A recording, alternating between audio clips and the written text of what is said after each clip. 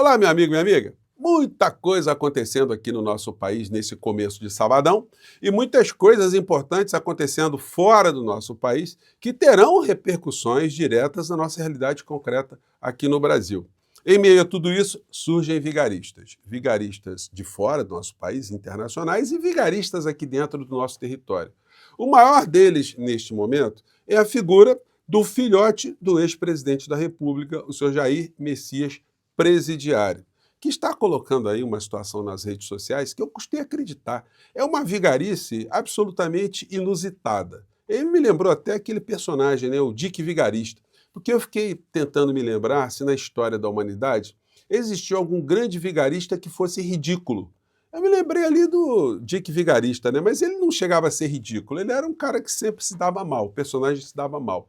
E eu espero que o daqui também se dê muito mal, cada vez mais desmascarado em relação às coisas que ele faz. Bom, vou conversar com vocês sobre o que está acontecendo, trarei aqui algumas imagens, mas antes de mais nada é sempre fundamental convidar você que chegou agora ao nosso portal e ainda não é inscrito, para que, em primeiro lugar, você se inscreva aqui conosco, venha participar aqui dos nossos encontros, sempre do nosso chat, mande seu comentário, não se esqueça de dar o seu joinha nos nossos vídeos e de compartilhá-los também. São formas de você ajudar o nosso portal a chegar a mais pessoas como você. E se puder, prestigie o nosso clube de membros e o nosso novo canal de cortes, que eu coloco ali sempre os links no primeiro comentário aqui do nosso portal. Vá lá no primeiro comentário, se você não está inscrito ainda, e clique lá, tá bom? Você que é muito bem-vindo e muito bem-vindo. Gente, eu quero começar hoje com a cobertura de alguns episódios, antes de entrar aqui no Vigarista, no Dick Vigarista Tupiniquim, com algumas situações. Aqui no jornal, no site do Globo hoje, tem esse destaque. Visto negado a assessor de Trump e recusa de receber presos elevam tensão entre Brasil e Estados Unidos. Olha só, eu achei tão estapafúrdia essa ideia. Como é que isso não foi colocado assim como uma situação ridícula, inaceitável e estapafúrdia? O fato do governo norte-americano ter proposto que o Brasil recebesse criminosos de outras nacionalidades para serem depositados aqui no Brasil, sem nenhum amparo legal. É uma coisa tão inusitada. E vieram com outras situações, porque os norte-americanos, eles estão vivendo uma crise civilizacional profunda. A sociedade está totalmente fraturada. A condição de vida dos norte-americanos ela está piorando a cada dia. Eles não têm nenhuma coisa para festejar, eles não têm uma saúde pública, eles não têm nada, nenhum serviço público assim que eles possam se orgulhar. As coisas que estão acontecendo lá estão carreando cada vez mais recursos do povo norte-americano para grupos econômicos cada vez mais poderosos, e, dentre eles a indústria militar, né, que lucra muito, a indústria do petróleo que está lucrando muito também, e o povo vai ficando cada vez mais pobre. Só para se ter uma ideia, os combustíveis nos Estados Unidos já aumentaram 22% e vão aumentar mais. E aqui no Brasil também vão aumentar. Eu acho até que o governo Lula deveria criar já um comitê de crise energética, porque é impossível que esse conflito lá no Oriente Médio, que ele não crie problemas que sejam muito duradouros, né? Mas aí vê essa manchete aqui. Visto negado assessor de Trump e recusa de receber presos, elevam tensão entre o Brasil e os Estados Unidos. Pode ser que o presidente Lula ele esteja recebendo ali uma série de aconselhamentos do Itamaraty, de pessoas que tem um manejo com geopolítica, o próprio presidente pode estar tendo contato com outros líderes também de outros países, e que estão pressentindo que o que está acontecendo nos Estados Unidos é um negócio muito complicado. Isso pode levar o Trump a uma derrocada, a um desprestígio muito grande, e isso vai influenciar toda a extrema-direita que fica colada com ele no mundo inteiro. Aqui na Argentina, o Milei, se acontecer alguma turbulência com o Trump, o Milei vai para o brejo também. E aqui no Brasil, essa extrema-direita, que fica tentando ora agarrar o Trump, ora fingir que não conhece, vai ficar complicado para eles também. Mas eu acho que o Brasil deve criar uma comissão de crise para isso, né? E a gente pega aqui na capa do jornal, tem essas notícias aqui em destaque, que tem uma capciosidade, né? Uma malandragem muito já manjada. Eles colocam o seguinte aqui. Enviado de Trump, Brasil cancela visto de americano que visitaria Bolsonaro. Como é que é? É o Brasil? Olha só que coisa, gente. Quando é um fato positivo de reafirmação da nossa soberania, é um gesto de defesa do Brasil, enfim, aí é o Brasil que cancela visto. Se fosse uma coisa muito ruim, eles diriam que Lula cancela visto. Como é uma coisa muito boa, eles escondem que esse foi um ato determinado pelo presidente da República, ele que é o representante do governo, ele que é o líder do governo, ele que mandou cancelar esse visto do americano. E ele não vai dar visto enquanto não forem revogados também, modificados, né, os vistos que foram revogados de autoridades brasileiras, pelos norte-americanos. Então, é uma coisa muito pilantra, né? A outra matéria embaixo vem aqui. Petrobras sobe preço do diesel, mas segura reajuste da gasolina. E aí no editorial deles, aqui na página seguinte, deixa eu arrastar aqui, na página seguinte eles colocam esse título aqui. Pacote para conter alta do diesel, deixa eu arrastar aqui. O pacote para conter alta do diesel tem motivação eleitoral. Efeitos dependerão do rumo da guerra. Não fosse o ano da eleição, o governo teria agido tão rápido? Ah, então quer dizer, eles estão reclamando que o governo agiu rapidamente, né?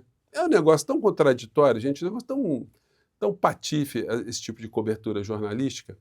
E aí tem uma coisa também que a gente deveria refletir, né? O governo faz uma estratégia de comunicação para explicar medidas ali para não deixar que os caminhoneiros sofram o impacto do aumento do diesel e tal. Aí se explica como é que vai acontecer, que vai se taxar mais, vai aumentar o imposto de exportação para reter o diesel aqui, para a gente ter uma oferta maior de diesel. Então se faz isso. No outro dia, a Petrobras anuncia um aumento do diesel. Gente, ou seja, a Petrobras simplesmente, ou a direção da Petrobras simplesmente neutralizou concretamente os benefícios dessa ação governamental. Então a coisa, gente, é complicado. Por que a Petrobras não segurou esse troço uma semana para haver uma adaptação e haver uma percepção do que estava acontecendo? Então a Petrobras, neste momento, a direção da Petrobras atuou contra o governo Lula. Né? E aí a gente vê os editoriais. Populismo na bomba, com combinação entre guerra disparada no preço do petróleo e pesquisas eleitorais desfavoráveis, Lula repete Bolsonaro e anuncia pacote de medidas bilionárias para conter o preço do diesel. Gente, o que eles queriam que o governo fizesse? O governo está aí para isso mesmo, o governo está aí para regular, para evitar que o bem-estar do nosso povo não seja afetado. Mas essa gente dos veículos grandões, né, de comunicação, eles só pensam mesmo no dinheiro deles, né? O povo é que se lasque. Essa guerra, ela terá uma duração muito além do que você está vendo na Rede Globo de televisão, na CNN e nos jornais. Todos os analistas internacionais, os independentes, eles estão afirmando que esse troço vai ter um prolongamento maior. Isso vai gerar uma crise maior do que está se pensando, porque o que nós podemos ver, inclusive na própria Globo, eles fizeram a cobertura aqui mostrando como é que está o ânimo dos iranianos no meio dessa história. Vamos pegar o começo dessa matéria aqui do César Tralli falando. Vamos lá. O governo do Irã publicou hoje a primeira mensagem do novo líder supremo, Mojtaba Khamenei. Em tom de desafio, ele falou em vingança e afirmou que o Estreito de Hormuz vai continuar fechado. Os Estados Unidos se manifestaram agora à noite. Anunciaram que em breve a Marinha Americana vai escoltar navios de petróleo na região do Golfo Pérsico. Gente, é o seguinte, tudo que a Globo, a CNN, a grande mídia disser sobre o que está acontecendo lá, você tem que colocar em desconfiança absoluta, porque é o enfoque da mídia ocidental. Por esse enfoque, quando eles colocam Trump ganhou a guerra, o Irã ia mudar de regime, né? Quer dizer, as promessas eram que ia mudar de regime, que ia dar uma ruptura e que o povo ia assumir, enfim, e que não ia haver bloqueio no Estreito de Hormuz, que ia botar a esquadra toda lá, ia bombardear e acabar. Só que não está acontecendo isso. Então, lentamente, o próprio Trump vai começar a modular um pouco o que ele está dizendo, porque os resultados vão começar negativamente a aparecer cada vez mais lá. A popularidade dele lá não anda boa e piorou com essa história toda. Então, a coisa está muito complicada para ele e isso certamente terá efeitos aqui no Brasil.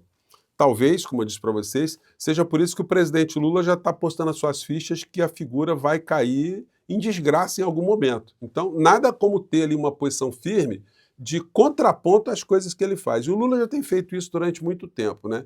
Então, isso pode ter um efeito muito positivo também nesse processo que a gente vai ter pela frente. Enquanto isso, médicos de Bolsonaro alertam para risco de morte após pneumonia mais grave que o ex-presidente já teve. Internado na UTI do DF, está. após ser transferido da prisão, o ex-presidente tem diagnóstico de broncopneumonia bacteriana bilateral. Médicos não dão prazo para recuperação. Gente, a broncopneumonia é uma das enfermidades que as pessoas que eram acometidas na época da pandemia tinham, né? O pulmão, a febre, os calafrios, a falta de ar, eram os problemas que a figura está experimentando no seu corpinho agora. Então, se a gente puder acreditar que existem castigos divinos, ele está sofrendo agora as consequências.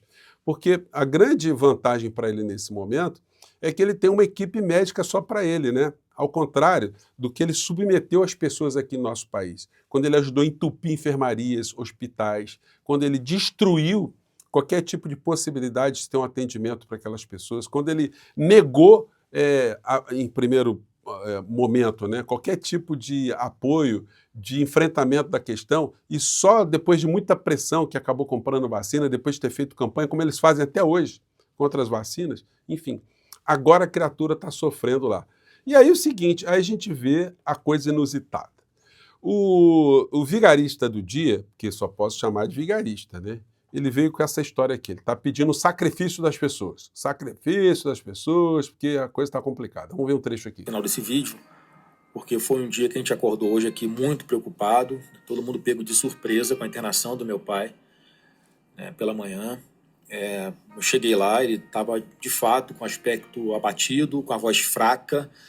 O que me impactou ali foi um exame que o fisioterapeuta... Você está impactado, meu filho, porque você nunca foi, não deve ter ido, provavelmente não, né? Em nenhum hospital ver alguma pessoa que estava, alguma família de pessoas que estavam lá internadas por conta da ação do seu grupo político, do criminoso maior da nação, que agora o senhor está pedindo coisas, né? E aí ele pede uma coisa inusitada que eu fiquei aqui pensando, né?